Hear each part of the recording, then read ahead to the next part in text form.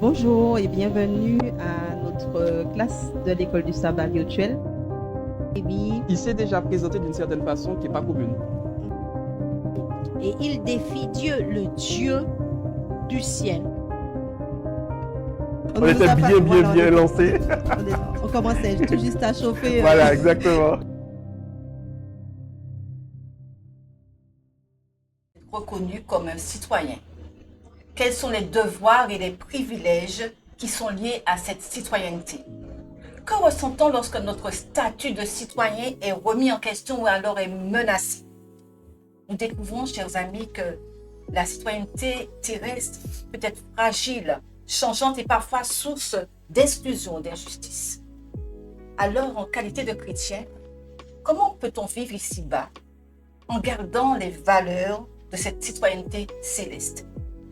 Comment être des citoyens responsables sur Terre, sans oublier que notre patrie est ailleurs?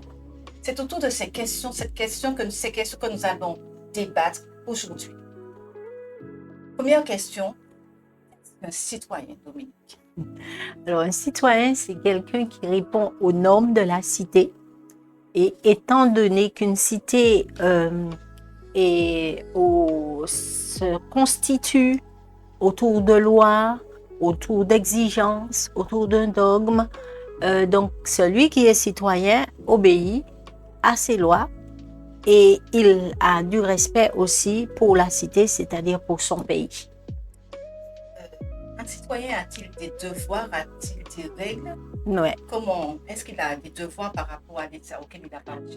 Il a des devoirs, il a des droits aussi, parce que c'est ainsi qu'elle est politiquement constituée, la société et la cité. C'est ainsi que l'on peut dire qu'on est citoyen, parce qu'on a des exigences vis-à-vis de...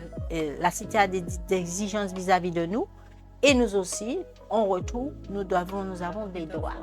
Voilà. Dans la société dans laquelle nous vivons, nous sommes des citoyens français. Mais que signifie alors être un bon citoyen français? Alors, si je me réfère à ce que vous nous avez dit, la société française a des normes, des droits et des obligations. Donc, si on veut être un bon citoyen français, ça veut dire qu'on respecte les droits et les obligations qui nous ont été dictés. Ça part de la Constitution, c'est décliné ensuite au niveau des lois et des sous-couches des lois qui sont votées par nos dirigeants. Donc, en tant qu'un bon citoyen, donc ça veut dire que je respecte tout ce qui a été prévu. Voilà. Mais est-ce que vous saurez également dire que si j'ai une pièce d'identité en main, j'ai un passeport, je suis en règle avec l'administration, est-ce que c'est suffisant pour être un bon citoyen? Ça ne suffit pas parce qu'en fait, déjà, tout au niveau tout au plus haut sommet, on a organisé, la citoyenneté française a été organisée au prix de lutte et aussi au prix de respect de l'homme, de l'humain, en fait. Et tout citoyen français a droit à certaines choses en qualité d'homme.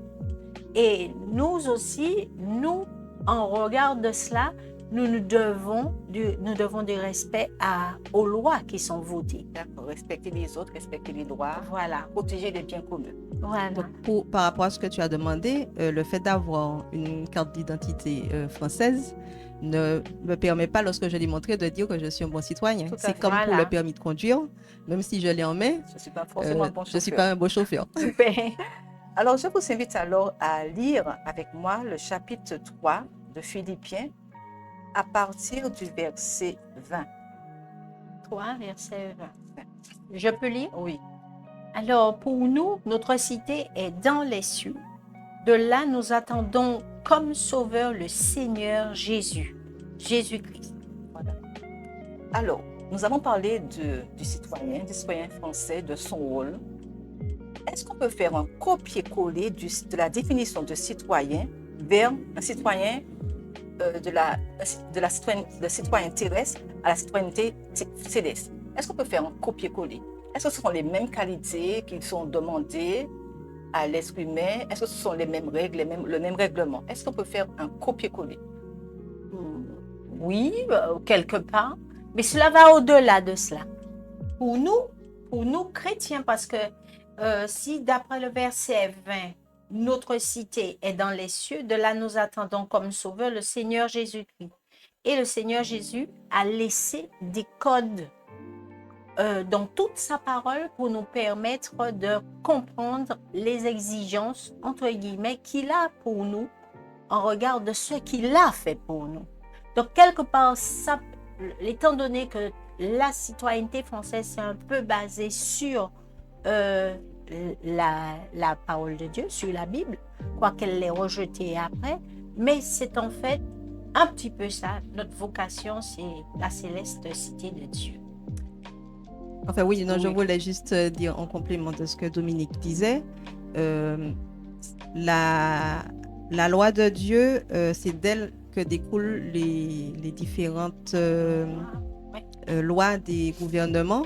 Mais bien sûr, quand on prend on fait du décalcage, je vais dire ça comme ça, Oui. il y a quelques pertes qui interviennent et cela fait que des lois qui existent au sein de nos gouvernements ne sont pas forcément en adéquation avec ce que Surtout maintenant. Dieu nous a demandé.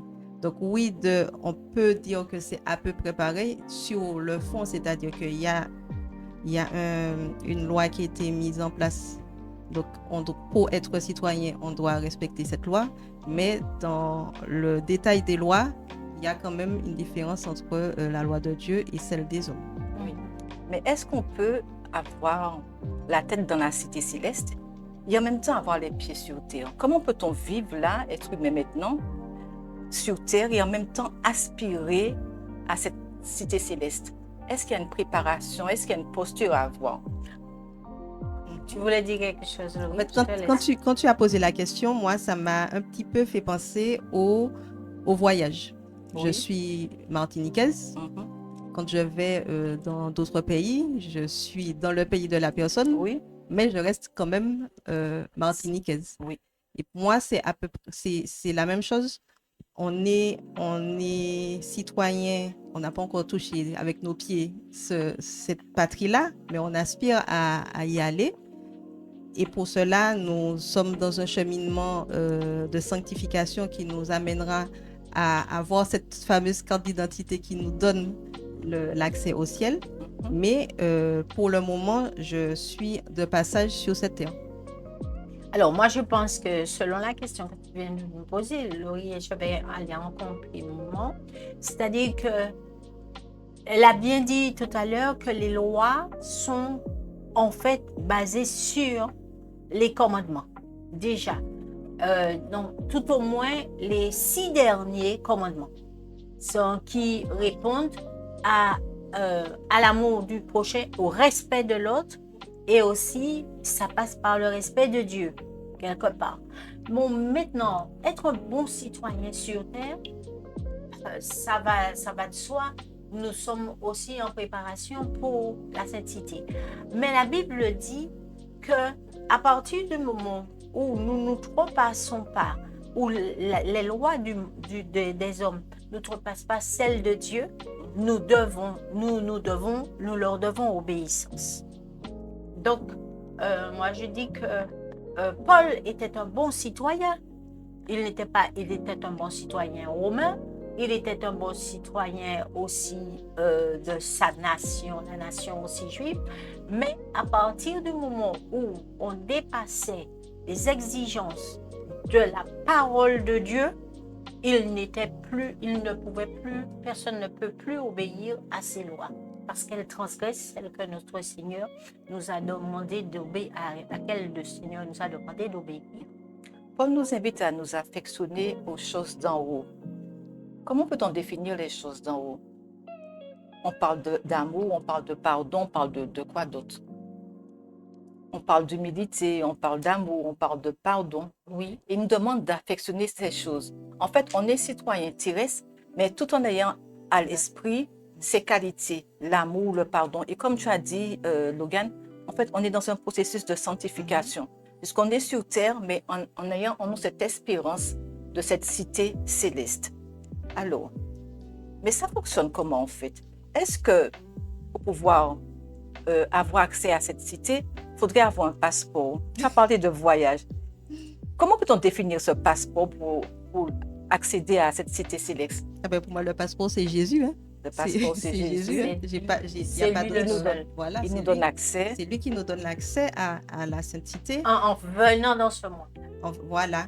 Et c'est Jésus en moi. Je vais dire ça un petit peu plus, avec plus de précision, c'est Jésus en moi, puisqu'il a fait,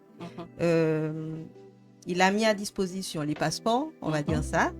Et si je ne vais pas chercher le passeport, même si le passeport est là, ça ne va pas me servir à grand-chose parce que je n'aurais pas été le chercher. Donc, c'est Jésus en moi qui va faire, mettre en œuvre ce processus de sanctification qui va permettre que je pourrai accéder au ciel. Mais tant que je n'ai pas Jésus en moi qui va faire cette transformation, parce qu'on l'a vu tout au long des leçons où il nous est demandé d'avoir l'amour de notre prochain. Enfin, je vais dire en gros tout ce qu'aujourd'hui le monde nous demande de ne pas faire. Parce qu'aujourd'hui, quand on regarde les différents, je ne sais pas si je peux dire ça, dogmes, en fait, toutes les philosophies qui sont mises en avant, elles sont plus tournées vers l'orgueil. Ça veut dire qu'il faut que je fasse des choses pour moi. Oui. Tout est toujours tourné vers le bien-être de la personne et non vers l'autre. Or, quand on regarde les vertus, les qualités qui nous sont enseignées par Jésus, ce sont des qualités qui sont des vertus qui sont tournées vers autrui, et à plus grande échelle, les 10 commandements sont tournés vers le prochain, donc vers Dieu et vers le prochain. À aucun moment, dans les 10 commandements, on voit que les choses sont ramenées à nous. Et on regarde la création, Dieu a créé toutes choses, et quand on va dans le détail de chaque chose que Dieu a créée, les fleurs sont là, elles ne sont pas là pour elles, mais elles sont là pour le bien-être des autres. Oui. Dieu a créé le soleil n'est pas là pour se faire beau pour lui, mais pour nous prodiguer des choses. Et dans toute la nature, on constate que Dieu nous montre l'exemple de ce que nous devons faire. Et c'est là que intervient cette fameuse, enfin, par rapport à ta question de tout à l'heure là, d'être sur terre, mais de ne pas d'avoir la tête en tant que citoyen du ciel, parce que tout ce que je vais cultiver, je ne pourrai pas le récupérer dans le monde dans lequel je vis. J'habite, je suis obligée, puisque pour le moment, on est... Voilà. Mais mon espérance est ailleurs, et ça va forger aussi ma façon d'aborder les difficultés, d'aborder les personnes, d'aborder toutes choses, toujours avec dans l'esprit que ce que je vis aujourd'hui, ce n'est pas quelque chose qui va me donner, en fait, qui va aboutir à un enracinement sur terre. Mais tout ce que je sème viendra alimenter mon compte céleste. D'accord. Tu as parlé d'être tourné vers soi. Au chapitre 3, toujours de Philippiens, au verset 17, Paul nous dit « Soyez mes imitateurs et portez le regard sur ceux qui marchent selon le modèle que vous avez en nous. Soyez mes imitateurs. » Tournez vers soi. C'est pas un petit peu prétentieux de la part de cet homme? Cet homme-là dit « Si je vis, ce n'est plus moi qui vis, c'est Christ qui vit en moi. » Et je trouve que ce n'est pas prétentieux de dire « Soyez mes imitateurs puisque moi j'aime Jésus. » C'est dans ce sens-là qu'il le dit. En fait, on ne le voit pas, c'est Jésus. On ne le voit pas, on voit Jésus.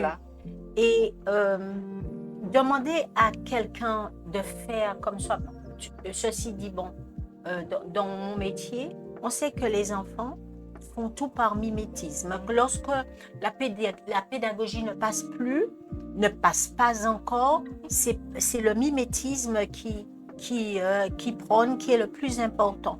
D'ailleurs, les enfants agissent par rapport ou réagissent par rapport à ce qu'ils voient.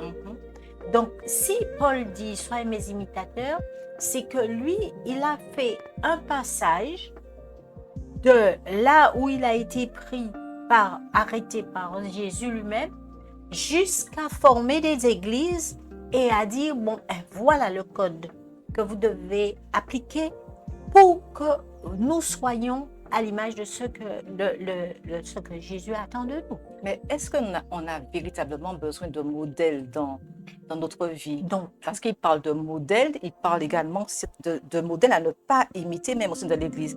Est-ce qu'on a... Jésus, c'est le modèle par excellence. Est-ce qu'on a... Tu as parlé d'enfants qui imitent. Est-ce Oui. qu'on a vraiment besoin de modèles? Maintenant, c'est l'ère des influenceurs. On a besoin de... Est-ce qu'on a vraiment besoin de modèles dans la vie dans laquelle... Oui, je pense qu'on a besoin de modèles puisque c'est par rapport à ces modèles-là qu'on pourra avoir la jauge qui nous permettra de voir savoir où on se situe. Et comme tu l'as dit, c'est Jésus l'exemple par excellence. Quand Paul dit « Soyez tous mes imitateurs », il veut dire « Soyez les imitateurs de Jésus ». Je me suis posé la même question. Je me suis dit, mais c'est un petit peu bizarre qu'il dise « Soyez mes imitateurs ». Pourquoi il ne dit pas directement Jésus? Et je suis arrivée à la réflexion qu'il le dit par rapport au fait que comme lui, il est plus proche de l'Église par rapport à Jésus qu'on ne voit pas, comme lui, il a déjà un cheminement par rapport à toutes ses expériences, etc., on va plus facilement avoir en lui la concrétisation, ça se dit? Oui. de ce qu'il voilà, ce qu'il dit. Et comme ce qu'il prêche, c'est ce qu'il vit, effectivement, on verra en lui les qualités que Jésus nous demande d'avoir, que Jésus a et que Paul a cultivé à son tour. Donc, pour moi, le fait qu'il dise « Soyez mes imitateurs », c'est à plus grande échelle, soyez les imitateurs de Jésus. Mais comme je suis déjà imitateur de Jésus, si vous cherchez un exemple à suivre, voici l'exemple qu'il faut suivre. Mais je peux ajouter, si tu permets, que le monde dans lequel Paul vivait était profondément immoral. Et l'immoralité n'a pas attendu nos jours pour se développer. Aujourd'hui, elle est au grand jour parce que nous avons les médias que via les médias, nous voyons tout ce qui se passe et nous entendons ce qui se passe. Et quelque part, au nom de la liberté de l'homme, de soi, on a ouvert les vannes et tout le monde se sent libre d'agir, même au niveau de l'Église. Nous perdons notre identité, c'est-à-dire le regard sur Jésus, pour dire que nous devons agir parce que nous pouvons agir parce que Dieu est un Dieu de liberté. Mais à quel prix nous avons la liberté? Cette liberté est au prix du sang de Jésus. Et c'est Jésus qui devrait nous influencer dans ce que... Et Paul dit bien, j'ai été arrêté par ce Jésus-là et j'ai appris à le connaître. Donc, si aujourd'hui, toi, ou bien Laurie, vous dites, soyez mes imitateurs, vous pouvez le dire à vos enfants parce que vous êtes dans la transmission de quelque chose. Et nous sommes bien placés en tant que mère de famille pour dire que nous voulons le bien de nos enfants. Nous ne nous cachons pas de faire le mal, mais nous leur avons que si nous avons mal agi, ce n'était pas de notre fait, mais nous avons Jésus qui nous aide, ou nous avons la parole de Dieu qui nous enseigne comment marcher. Il fait également allusion à l'ennemi de la croix du Christ. C'est un mot qui est fort. Comment peut-on trouver des ennemis de la croix du Christ? C'est pas difficile, hein? Oui. Les ennemis de la croix du Christ, c'est tous ceux qui sont contre lui.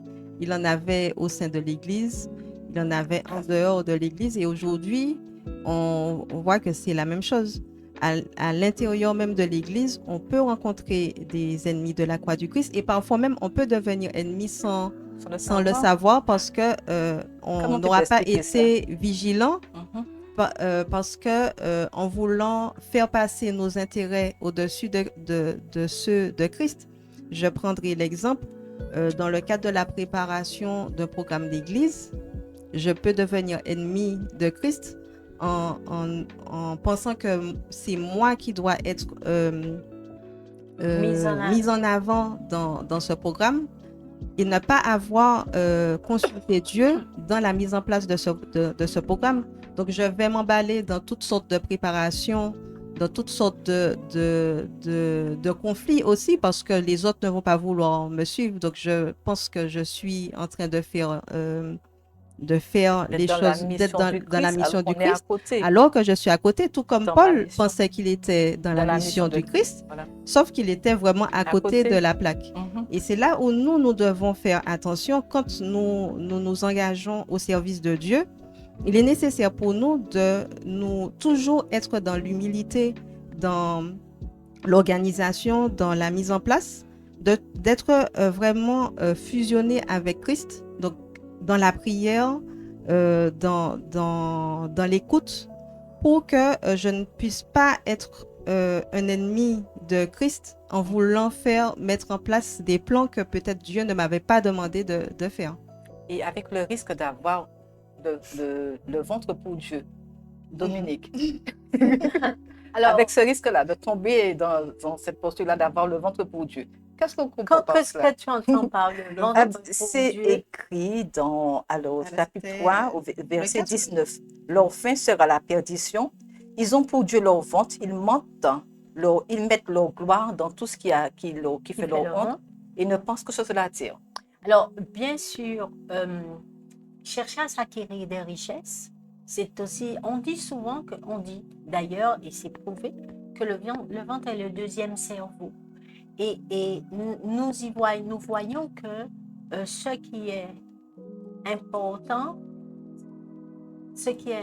pour nous, c'est le plus important, c'est de penser d'abord Jésus et vivre en Jésus. C'est difficile de ne pas, surtout en Église, de prôner la volonté de Dieu. Dire que c'est d'abord Jésus et rien que Jésus. Parce que nous sommes tombés dans un système que nous appelons les programmes. D'accord. Alors, en fait, Paul nous a invités dans ce chapitre à vivre en qualité de citoyen du ciel. Donc, on a quand même fait allusion au fait, le risque de tomber dans cette posture d'être des ennemis de la croix, et en même temps également d'être trop centré sur soi. Il nous amène tout simplement à avoir les qualités du ciel, l'amour, le pardon, l'humilité, tout ce qui se rapporte au fruit de l'esprit. Que pouvons-nous tirer comme conclusion par rapport à cette citoyenneté céleste? Est-ce que nous devons garder toujours les pieds sur la terre et vivre là? Mais est-ce que nous devons véritablement lever les yeux et se dire que cette espérance est des proches? Et est-ce que nous devons aspirer à cette citoyenneté céleste? Nous devons aspirer à cette citoyenneté céleste parce que nous voyons bien que nous sommes tout près du but. Et ce serait dommage, tout près du but, de perdre notre carte d'identité céleste. Donc, moi, je dis qu'il faut que nous puissions chaque jour tomber au pied de la croix de Christ, tomber à ses pieds,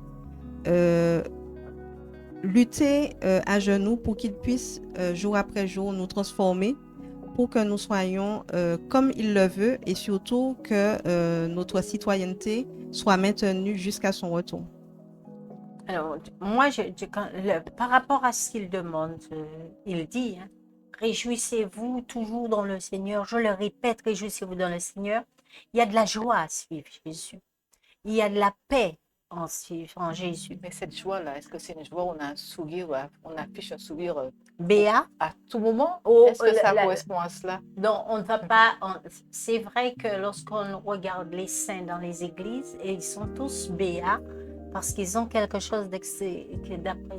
Mais ce que Dieu veut, c'est que la joie que nous avons aussi soit dans la transmission. Et si vous ne voyez pas en moi une personne joyeuse, vous pouvez peut-être vous poser des questions.